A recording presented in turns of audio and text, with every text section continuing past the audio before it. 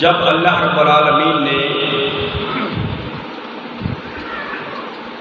حضرت آدم علی نبینا علیہ السلام کو تخلیق فرمایا، اس وقت سے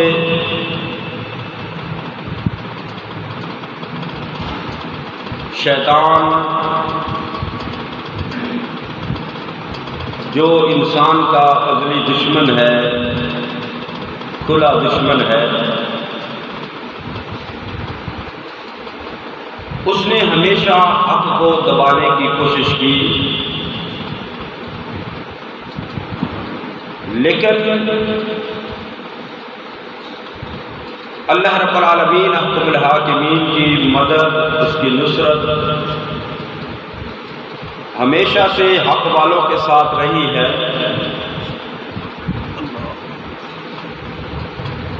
کفر، باطل جتنا بھی زور لگا لے، وقتی طور پر حق والوں کو مشکلات کا، پریشانیوں کا سامنا کرنا پڑ سکتا ہے، لیکن عزت اور سربلندی اللہ نے ہمیشہ حق والوں کے ساتھ رکھی ہے۔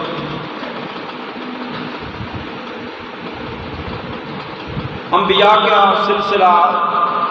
حضرت آدم سے لے کر حضرت عیسیٰ علی نبینا علیہ السلام تک جو چلتا رہا، اس میں حق اور باطل ہمیشہ ایک دوسرے کے مقابل رہے، لیکن بالآخر ہمیشہ حق کو ہی فتح نصیب ہوتی رہی، کیونکہ حق والوں کے ساتھ اللہ رب العالمین احکم الحاکمین کی مدد اور نصرت شامل ہوتی ہے۔ نبی آخر الزمان خاتم النبیین جناب محمد مصطفیٰ صلی اللہ علیہ وآلہ وسلم، آپ نے جب اعلان نبوت فرمایا، اعلان نبوت فرما کر جب اللہ کی وحدانیت کی تبلیغ کا کام شروع کیا، لوگوں کو ہدایت کا راستہ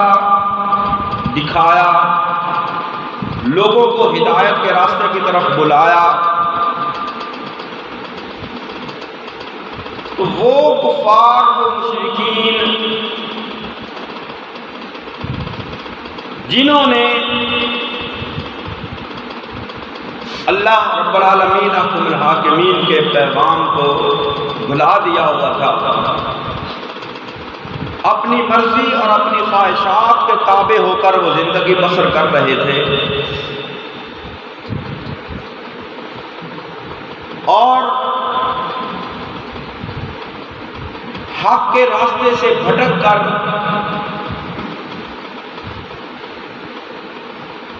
باطل کی طرف، کفر کی طرف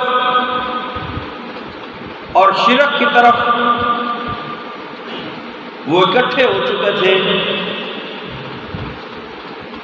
ایک خدائے وحدہ لا شریک کے مقابلے میں پتھروں کے، بتوں کی وہ عبادت اور پوجا کرتے تھے، ان کو اپنا الہ مانتے تھے، ان کے سامنے اپنی پریشانیوں کو رکھتے تھے،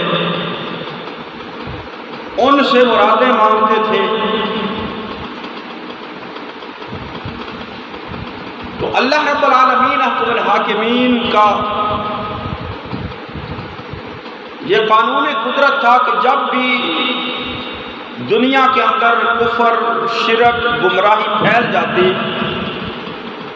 تو اللہ رب العالمین احکم الحاکمین الحاکمین اپنے کسی نہ کسی نبی کو، پیغمبر کو، رسول کو مبعوث فرماتا۔ تو عرب کے اندر جب کفر و شرک، گمراہی عروج کو پہنچ گئی تو اللہ نے اپنے آخری پیغمبر، نبی آخر الزمان، خاتم النبیین، امام الانبیاء والمرسلین آپ کو مبعوث فرمایا۔ اب وہ جو لوگ اپنی رعونت، اپنے تکبر اور اپنی سرداری کے نشے میں مست تھے، ان کو جب یہ پیغام اللہ کی طرف سے آیا ہوا پہنچایا گیا کہ یہ جن بتوں کی تم عبادت کرتے ہو، جن بتوں کی تم پوجا کرتے ہو، یہ الہ نہیں، الہ اور عبادت کے لائق، بندگی کے لائق ذات صرف ایک رب العالمین حکم الحاکمین کی ہے، جس نے ہمیں سب کو پیدا کیا۔ اب جنہوں نے کئی خدا بنا رکھے تھے، ان کو ایک خدا کے سامنے جھکنا، ایک خدا کی عبادت کرنا، یہ بات ناگوار گزری۔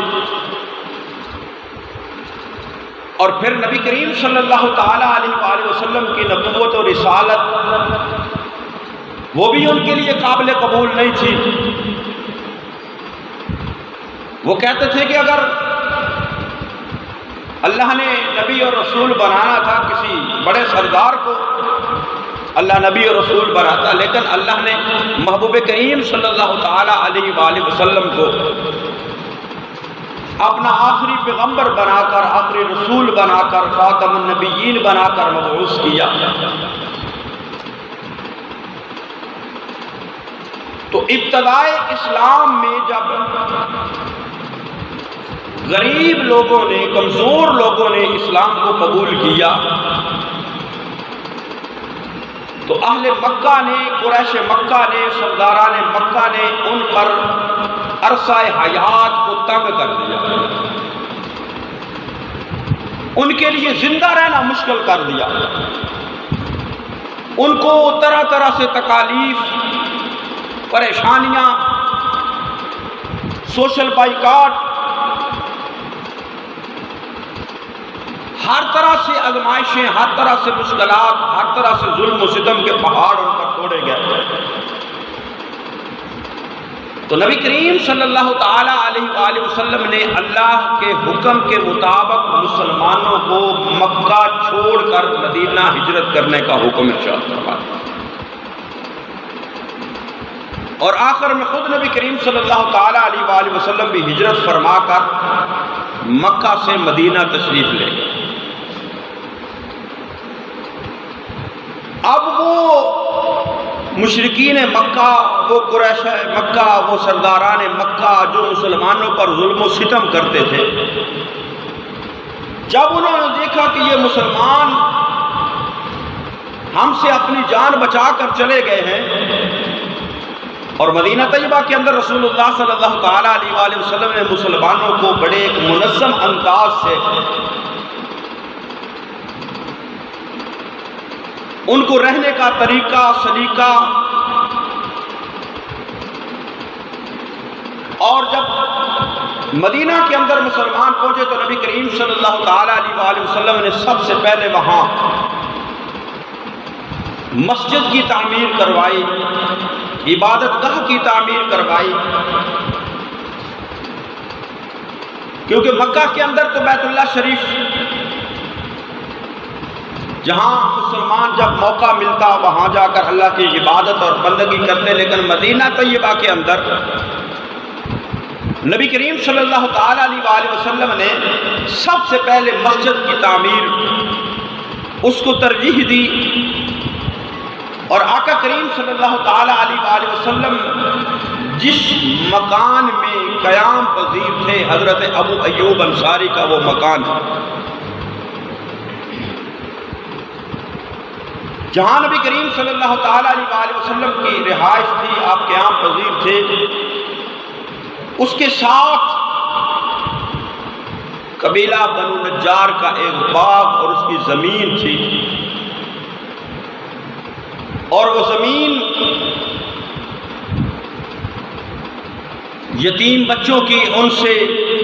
وہ زمین خریدی گئی، قیمت ادا کی گئی، وہاں مسجد کی تعمیر کی گئی۔ انصار و مہاجرین کے درمیان اخوت اور بھائی چارہ قائم ہو گیا، مسلمان امن کے ساتھ، سکون کے ساتھ اپنی زندگی کو بسر کرنا انہوں نے شروع کر دیا، اور نبی کریم صلی اللہ تعالیٰ علیہ وآلہ وسلم نے وہاں پر ریاست مدینہ کی بنیاد رکھی، مسلمانوں کو منظم کیا، انصار کے ساتھ۔ اور جب مسلمان مکہ سے مدینہ پہنچے تو مشرکین مکہ کو یہ بات ہضم نہ ہوئی کہ مسلمان وہاں امن کے ساتھ، چین کے ساتھ، سکون کے ساتھ زندگی بسر کر رہے ہیں۔ تو قریش مکہ نے عبداللہ بن ابی جو منافقوں کا سردار تھا اس کو خط لکھا، وہ یہودی تھا، بعد میں اسلام قبول کیا لیکن منافقت کے ساتھ وہ منافق رہا، کہ ہمارے لوگ جو مکہ سے نکلے وہ مدینہ میں آ کر تم نے ان کو پناہ دی ہوئی ہے، وہ ہمارے لوگ ہیں، ہمارے بھاگے ہوئے لوگ ہیں، تو یا تو ان کو مدینے میں قتل کر دو یا ان کو مدینے سے نکال دو،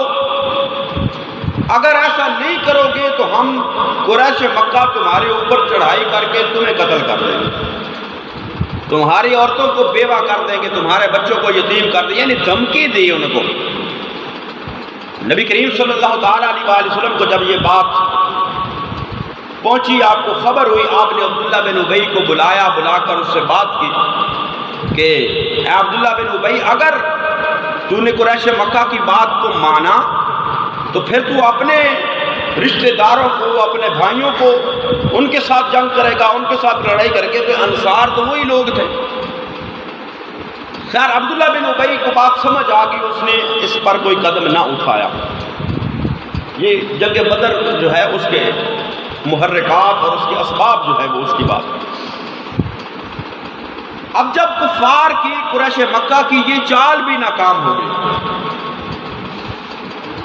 اب انہوں نے لوگوں کو پھر اگر کوئی مکہ سے، مدینہ سے مکہ انصار کا کوئی بندہ چلا جاتا تو اس کو تانے دیتے، اس کو کہتے کہ تم نے ہمارے بندے جو ہے وہاں رکھے ہوئے ہیں، ان کو نکالو وہاں سے۔ تو نبی کریم صلی اللہ تعالیٰ علیہ وآلہ وسلم کو اللہ کی طرف سے پھر جب جہاد کا حکم آ گیا کہ اب یہ لوگ اگر یہاں بھی تنگ کرتے ہیں تو پھر ان کے خلاف جہاد، تو نبی کریم صلی اللہ تعالیٰ علیہ وآلہ وسلم نے مکہ کے لوگوں کے اوپر ڈر مٹھانے کے لیے آپ نے قافلوں کو روانہ کرنا شروع کر دیا، مجاہدین کو روانہ کرنا شروع کر دیا کہ جو مکہ کے لوگ تجارت کرنے کے لیے شام کو جاتے تھے تو مکہ اور مدینہ کے درمیان وہ مقام تھا بدر، وہ میدان، وہ مقام، وہ آبادی بدر، وہ پہلے میدان تھا، وہاں ایک شخص اس کا نام بدر تھا، اس نے وہاں قیام کیا، وہاں ٹھہرا، وہاں پڑاؤ کیا۔ اب قافلے آتے جاتے جب انہوں نے وہاں دیکھا تو وہ وہاں پر آبادی جو ہے وہ بننا شروع ہو گئی، تو اس پورے علاقے کا نام جو ہے وہ بدر پڑ گیا اس بندے کے نام۔ جس طرح آج ہمارے معاشرے میں بھی ہوتا ہے کہ کہیں کسی جگہ پر کوئی ایک شخص پہلے جاتا ہے، وہاں مکان بناتا ہے، بعد میں جب آبادی بڑھنا شروع ہوتی ہے تو وہ آبادی کا نام اس بندے کے نام پر پڑ جاتا ہے۔ تو وہ بدر نامی شخص کے وہاں ٹھہرنے کی وجہ سے جب آبادی بڑھی تو اس کا نام بدر پڑ گیا، تو وہاں پر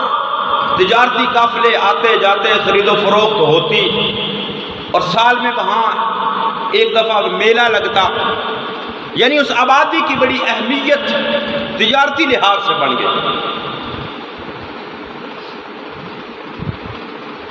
تو نبی کریم صلی اللہ تعالیٰ علیہ وآلہ وسلم کے مجاہدوں کی کفار کے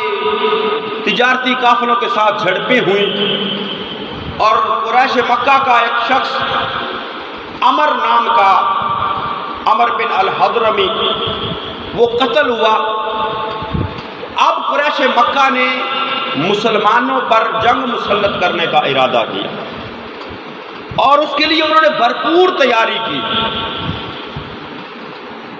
عرب کے بڑے بڑے تاجر اکٹھے ہوئے، دولت اکٹھی کی، اور اکٹھی کر کے ابو سفیان، جنہوں نے بعد میں اسلام قبول کیا، وہ صحابی رسول بنے، حضرت ابو سفیان، اس سے پہلے انہوں نے اسلام قبول نہیں تھا کیا ہوا، وہ قریش مکہ کے سردار تھے۔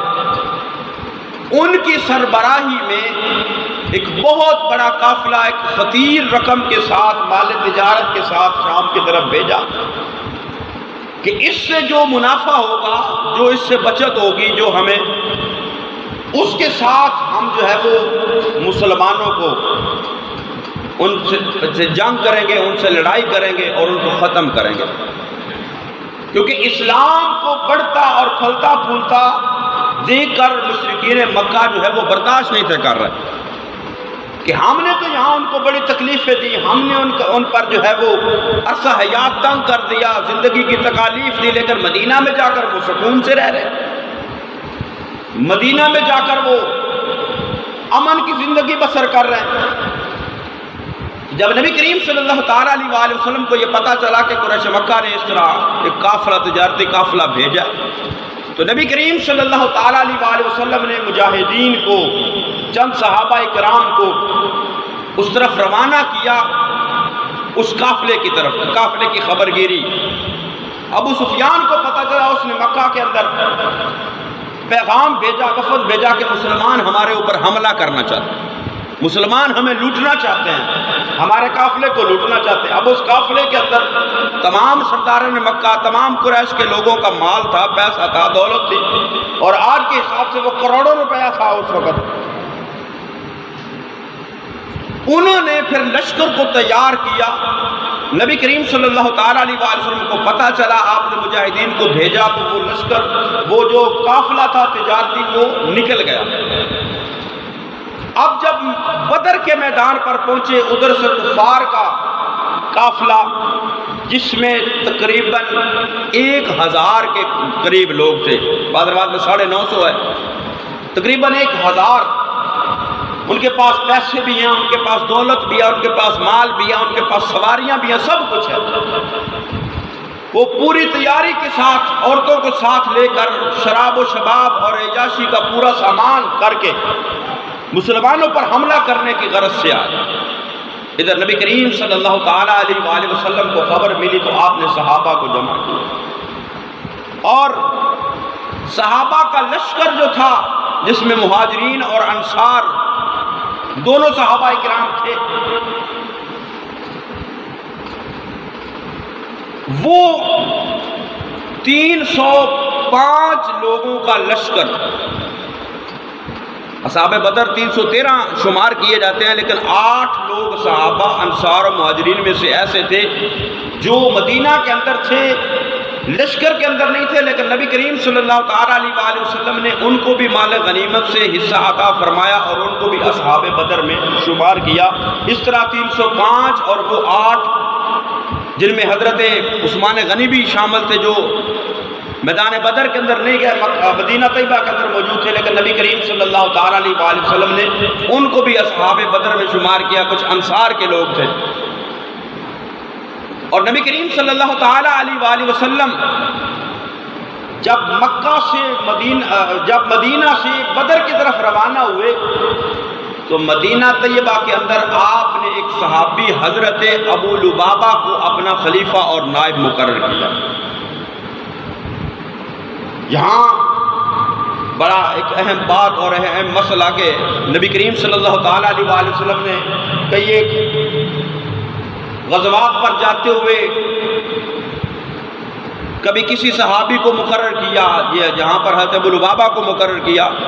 اور کہاں پہ حضرت مولا کائنات حضرت علی المرتضیٰ شیر خدا کو بھی مدینہ میں چھوڑا۔ یہ ایک وقتی خلافت اور وقتی جو ہے وہ ایک نائب کی حیثیت سے کہ وہاں کے نظام کو، دینی اور شرعی نظام جو تھا یا معاملات، اس کو چلانے کے لیے نبی کریم صلی اللہ تعالیٰ علیہ وسلم جب مدینہ سے باہر تشریف لے جاتے تو کسی نہ کسی کو اپنا نائب مقرر کر کے جاتے۔ اس سے قطعاً یہ مسئلہ نہیں نکلتا کہ جس کو نبی کریم صلی اللہ علیہ وسلم چھوڑ کے جائیں وہ بعد میں خلیفہ وہی بنے گا، کوئی دوسرا خلیفہ نہیں بنے گا، خلافت کا معاملہ الگ ہے۔ تو جب بدر کے میدان میں پہنچے تو نبی کریم صلی اللہ تعالیٰ علیہ وآلہ وسلم کا لشکر ادھر چند صحابہ کرام، وہ 305 لوگ، ادھر 1000 کی تعداد، ادھر سواری بھی کوئی نہیں، تیاری بھی کوئی نہیں، اسلحہ بھی کوئی نہیں ہے، لیکن کیا تھا؟ ان کے اندر جذبہ ایمانی تھا۔ نبی کریم صلی اللہ تعالیٰ علیہ وآلہ وسلم نے جب لشکر کو جمع کیا اور آقا دو جہاں صلی اللہ تعالیٰ علیہ وآلہ وسلم نے ان سے مشورہ کیا بھائی کیا کرنا چاہیے، تو صحابہ کرام حضرت ابوبکر صدیق، حضرت عمر فاروق، انصار صحابہ کرام نے عرض کیا یا رسول اللہ صلی اللہ تعالیٰ علیہ وآلہ وسلم آپ ہمیں حکم فرمائیں، سمندر میں جانے کا حکم فرمائیں گے، ہم وہاں بھی چلے جائیں گے، یا رسول اللہ صلی اللہ تعالیٰ علیہ وآلہ وسلم ہم چھوڑ کر جانے والے نہیں۔ جس طرح حضرت موسیٰ علیہ نبینا علیہ السلام کی قوم نے حضرت موسیٰ کے ساتھ کیا، حضرت موسیٰ نے جب ان کو جہاد کا حکم فرمایا تو وہ کہنے لگے فَاذْهَبْ أَنْتَ وَرَبُّكَ فَقَاتِلَا اِنَّا هَاهُنَا قَاعِدُونَ، اے موسیٰ تو جا اور تیرا رب جا کے لڑے، ہم یہاں پر بیٹھے ہوئے ہیں۔ صحابہ نے عرض کیا یا رسول اللہ صلی اللہ تعالیٰ علیہ وآلہ وسلم ہمارا سب کچھ آپ پر قربان ہے، ہم چھوڑ کر جانے والے نہیں بلکہ جانے آپ پر نچھاور کر دیں گے۔ یعنی حضرت موسیٰ کی قوم کو جب آپ نے فرمایا وہ کہنے لگے بھئی موسیٰ تو جا اور تیرا رب جائے وہ جا کر لڑائی کرے، کیونکہ وہ من و سلوہ کھانا، نہ کوئی کام نہ کوئی کاج، مشکل وقت میں وہ کس طرح ساتھ دیتے۔ فَاذْهَبْ أَنْتَ وَرَبُّكَ فَقَاتِلَا إِنَّا هَاهُنَا قَاعِدُونَ، ہم یہاں بیٹھے ہیں، لڑائی کرنی ہے، تو موسیٰ تو جانے اور تیرا رب جانے۔ لیکن صحابہ نے عرض کیا یا رسول اللہ صلی اللہ تعالیٰ علیہ وآلہ وسلم ہم آپ پر اپنی جانیں نچھاور کر دیں گے، آپ کو چھوڑ کر جانے والے نہیں، آپ کو چھوڑ کر جائیں گے نہیں۔ تو جب نبی کریم صلی اللہ تعالیٰ علیہ وآلہ وسلم نے لشکر کا مشاہدہ کیا، اپنے صحابہ کے جذبات کو دیکھا کہ یہ تو جانیں نچھاور کرنے پر تیار ہیں، یہ تو اپنا سب کچھ لٹانے کے لیے تیار ہیں، لیکن نبی کریم صلی اللہ تعالیٰ علیہ وآلہ وسلم نے دیکھا کہ میرے ساتھ یہ میرے ساتھی تعداد میں تھوڑے ہیں، لیکن وہاں کفار کا لشکر بہت بڑا لشکر ہے، ان کے پاس سامان حرب بھی ہے، جنگ کا سامان بھی ہے، سواریاں بھی موجود ہیں۔ نبی کریم صلی اللہ تعالیٰ علیہ وآلہ وسلم نے، صحابہ بیان کرتے ہیں آقا کریم صلی اللہ تعالیٰ علیہ وآلہ وسلم اپنے عریش پر، اس جگہ پر جو آپ کے ٹھہرنے کے لیے صحابہ نے بنایا، یعنی کمانڈر ان چیف کی حیثیت سے جہاں مصطفیٰ کریم صلی اللہ تعالیٰ علیہ وآلہ وسلم لشکر کا مشاہدہ فرماتے اور نبی کریم صلی اللہ تعالیٰ علیہ وآلہ وسلم کی حفاظت کے طور پر وہ ایک مقام بنایا گیا۔ آقا دو جہاں صلی اللہ تعالیٰ علیہ وآلہ وسلم نے حضرت ابوبکر صدیق کو ساتھ لیا، عریش پر تشریف لے کر گئے، اللہ کی بارگاہ میں سجدہ ریز ہو گئے، عرض کیا رب العالمین کم الحاکمین، یہ تیرے نام لینے والے چند لوگ ہیں، اے رب العالمین کم الحاکمین، اگر آج یہ لوگ ختم ہو گئے، آج یہ لوگ مٹ گئے، آج ان لوگوں کو شکست ہو گئی، اے اللہ قیامت تک تیرا نام لینے والا کوئی پیدا نہیں ہوگا۔ نبی کریم صلی اللہ علیہ وسلم سجدے میں ہیں، اللہ کی بارگاہ میں گڑ گڑا کر رو کر دعا کر رہے ہیں، آپ کی چادر مبارک بار بار کندھے سے ہٹ جاتی ہے، حضرت ابوبکر صدیق اس چادر کو بار بار درست کرتے ہیں کہ اچانک مصطفیٰ کریم صلی اللہ علیہ وسلم نے اپنا سر انور اٹھایا اور حضرت ابوبکر صدیق کو بشارت دیا، ابوبکر اللہ کی طرف سے مدد آ گئی ہے، سَيُحْزَمُ الْجَمْعُ وَيُوَلُّونَ الدُّبُرَ، اے ابوبکر اللہ نے وعدہ فرما لیا ہے کہ اللہ ہمیں فتح عطا فرمائے گا، فتح عطا فرمائے گا، اللہ نے وعدہ فرمایا۔ اور نبی کریم صلی اللہ علیہ وسلم نے اور آقا کریم صلی اللہ علیہ وسلم کے اخلاق کو دیکھیں کہ آپ صحابہ کی صفیں درست کر رہے ہیں، صحابہ کی صفیں درست کرتے کرتے آپ کے ہاتھ میں تیر تھا، تیر، اور تیر کے ساتھ صفیں درست کر رہے ہیں کہ یہ صحابی یہاں کھڑے ہوں گے یا یہاں کھڑے ہوں گے، پوزیشنیں جو ہیں وہ جنگ کے حوالے سے پوزیشن مقرر کر رہے ہیں، ان کی صفیں درست کر رہے ہیں۔ تو ایک صحابی، ان کا نام ہے حضرت سواد، وہ صف سے تھوڑا باہر تھے، آپ نے تیر کے ساتھ ضرب لگائی کہ سواد صف کے اندر ہو جاؤ، صف سیدھی کرو۔ اب محبت اور عقیدت اور نبی کریم صلی اللہ علیہ وسلم کے اعلیٰ اخلاق کی یہ عظیم مثال ہے۔ وہ غلام ہیں، وہ صحابی ہیں، تیر سے صفیں درست کرتے ہوئے تیر کی چوٹ لگی ہلکی سی، آقا کریم صلی اللہ علیہ وسلم کی بارگاہ میں عرض کیا، یا رسول اللہ صلی اللہ علیہ وسلم، آپ کے تیر سے مجھے چوٹ لگی ہے، میں اس کا بدلہ لینا چاہتا ہوں، میں اس کا بدلہ لینا چاہتا ہوں۔ اب صحابہ، حضرت ابوبکر صدیق، حضرت عمر فاروق، ان کے چہرے پر غصے کے آثار آ گئے کہ بھئی یہ کون ہوتا ہے جو رسول اللہ صلی اللہ علیہ وسلم سے بدلہ لے؟ لیکن آقا کریم صلی اللہ علیہ وسلم نے فرمایا، ایک سواد آگے آج اپنا بدلہ پورا کر لے۔ اب صحابہ سانسوں کو روکے ہوئے ہیں کہ بدلہ تو اسی طرح ہی ہے نا، اگر چھڑی لگی ہے چوٹ تو بدلہ تو اسی طرح ہوگا کہ اسی طرح کیا جائے۔ اب صحابہ دم بخود ہیں کہ یہ سواد کیا کرنے لگا، رسول اللہ صلی اللہ علیہ وسلم سے بدلہ لے گا، آقا کریم صلی اللہ علیہ وسلم کو اسی طرح تیر سے ضرب پہنچائے گا۔ لیکن اس صحابی کی عقیدت پہ قربان جائیں، ان کی محبت پہ قربان جائیں۔ نبی کریم صلی اللہ علیہ وسلم نے جب بلایا، سواد آ کر اپنا بدلہ لے لو۔ کون ہے اتنے اعلیٰ اخلاق کا مالک؟ کون؟ کوئی افسر ہو تو اپنے ماتحت کو بھی وہ یہ نہیں کہتا کہ میرے طرف سے کوئی تکلیف ہوئی ہو تو اپنا اس کا بدلہ لے لے۔ فوج کا کمانڈر اپنے کسی سپاہی سے اس طرح کی بات نہیں کرتا، لیکن رسول اللہ صلی اللہ علیہ وسلم نے ایک عظیم مثال قائم کی اپنی امت کے لیے، اپنے غلاموں کے لیے۔ تو جب سواد کو بلایا، عرض کرنے لگے، یا رسول اللہ صلی اللہ علیہ وسلم، جب مجھے تیر سے چوٹ لگی تھی میرا جسم ننگا تھا۔ اب صحابہ کی سانسیں رک گئی۔ آقا کریم صلی اللہ علیہ وسلم کے چہرے پر کوئی غصہ نہیں۔ نبی کریم صلی اللہ علیہ وسلم نے اپنی زرہ کے بٹن کھولے، قمیض کو ہٹایا